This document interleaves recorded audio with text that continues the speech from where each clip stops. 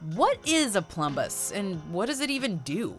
Welcome to WatchMojo, and today we're discussing the unanswered questions in Rick and Morty. Before we begin, we publish new content every day, so be sure to subscribe to our channel and ring the bell to get notified about our latest videos. For this list, we're taking a look at some of the most pressing questions raised by the first 3 seasons of the show. Will season 4 give us any answers? What happened to Beth's mother? Growing up as the daughter of mad, psychotic genius Rick Sanchez must sure be tough for a little girl. But what about Beth's mother? At least so far, the only time we've caught a glimpse of her was in the first episode of season 3. Well, why don't I get Beth and we'll go out for ice cream? That, Diane, is the last great idea that will ever be had in this garage. The problem is that not only was the scene a flashback Rick himself was witnessing, but it was also part of a ridiculously elaborate trap he set to take revenge on the Galactic Federation. And you thought he was trying to redeem himself at the end of season 2, right? We may never see Rick's wife again, but that certainly won't stop the fanbase from speculating about what happened to her.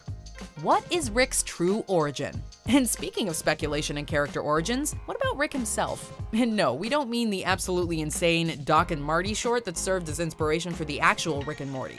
The flashback that showed us his wife in the Rick Shank Rick-demption was also the only moment in the show resembling a proper backstory for Rick. But if it was all a lie he cooked up for vengeance, how did he become the dangerous sociopath we all know and love? You love your grandkids. You came to rescue them. I came to kill you, bro. That's not even my original summer. Oh my god, he's not bluffing! He's not bluffing! If Rick C-137 didn't lose his family in that explosion, when did he invent the portal gun? And what sucked him into the depths of the nihilistic abyss he calls life? Is Rick and Morty and Run the Jewels' Oh Mama canon? With a few visual cues taken from Tarantino's Pulp Fiction and a Morty a little too cool to be true, Oh Mama made for a nice change of pace and a great Rick and Morty short. But does it fit anywhere within the canon of the show? Are these even the C-137 Rick and Morty? I smoke the holy herb, get high as hell and meditate. Swear to God, shit so good, that boy levitate. Sure, the multiverse contains infinite possibilities, but that doesn't mean it contains each and every one of them. As much as we would love to see at least a couple of references to the video in the upcoming season, seeing Rick wear a seatbelt does seem a little too out of character. And anyway, what's in the box? Are Rick and Morty both really C-137? With all the interdimensional travel our heroes get up to, things can get a little confusing. Good thing we have Rick to tell us what's what, except he's a sociopathic liar with no real human attachment and a god complex. What say you, Earth Rick C-137? You think I did this? So can we believe him when he says they're the Rick and Morty from C-137? More importantly, are they even each other's Rick and Morty? When Rick identifies himself as C-137 to other Ricks, the whole Citadel believes him. But our Rick being the Rickest of them all, he could simply be fooling everybody. And you know, it would go without saying that the Rickest Rick would have the Mortiest Morty. We've seen that jumping ship and switching universes is not something that would faze Rick much at all. So the question remains unanswered. Here we are, Cronenberg Morty. A reality where everyone in the world got genetically Cronenberged. We'll fit right in, Cronenberg Morty. It'll be like we never even left Cronenberg world. What is Evil Morty's plan?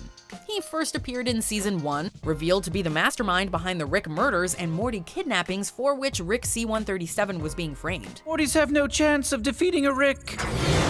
In here. His plan didn't quite work out, but he was never discovered. And a Morty clever enough to mind control a Rick was sure to have another ace up his sleeve. Which brings us to Evil Morty's return in season 3, where he manages to be elected president of the Citadel, immediately turning it into a dictatorship. Raise your hand if he speaks for you.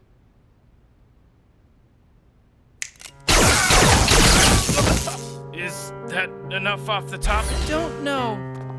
Is it? And so far, that's all we know. What is his plan? Will season 4 shed light on Evil Morty's motives and goals? What happened to Birdperson? One of the few recurring characters in the show outside of the protagonist's immediate family, Birdperson was incapable of expressing any sort of emotion through speech. Tammy, I should let you know, I just got out of a highly intense soul bond with my previous spirit mate. He was also Rick's best friend and a fan favorite, which made his death quite the unexpected blow. Tammy, what are you doing? Sit your bird ass down! Tammy?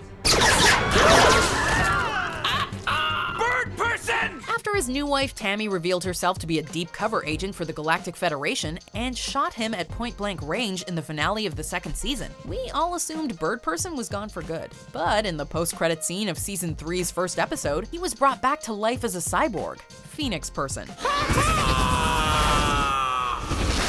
He and Tammy flew off in the distance, and we haven't seen them since. Is Beth a clone?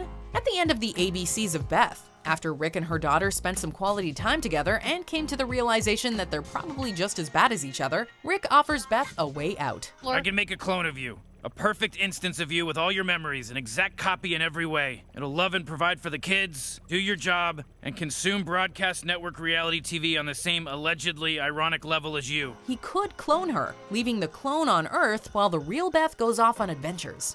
Her decision is left ambiguous, which brings us straight to the next episode and season finale. If I were a clone, would you tell me? After a serious identity crisis, Beth convinces herself that she is in fact a clone and tries to escape Rick with her family. When he finds her, he tells her that she is his real daughter. He just wanted to shoot Jerry. Jesus Christ! Yeah, you win, Jerry. You win! But can we really trust Rick on this? Maybe you are a clone. It's not like Rick would tell us.